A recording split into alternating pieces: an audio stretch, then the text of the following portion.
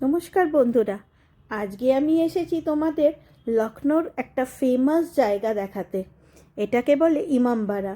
জানো তো, লখনৌয়ে দুটো ইমামবাড়া আছে, একটা ছোট ইমামবাড়া আর একটা বড় ইমামবাড়া। আজকে আমি তোমাদের দেখাতে এনেছি ছোট ইমামবাড়া।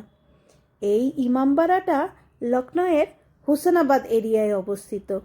আর রুমি দরবাজার থেকে এটার দূরত্ব মোটামুটি 1 কিলোমিটারের মতো হবে।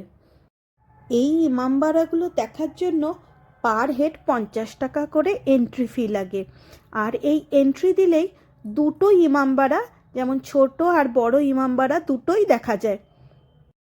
এইটা বানিয়েছিল আওয়াদের নবাব মোহাম্মদ আলী শাহ। আর এই ইমামবাড়ার ভেতরে আছে রাজা আর রাজার মায়ের কবর। এর ভেতরে কোনো ভিডিওগ্রাফি অ্যালাউ নয়, তাই আমি তোমাদের বাইরের থেকেই দেখাচ্ছি।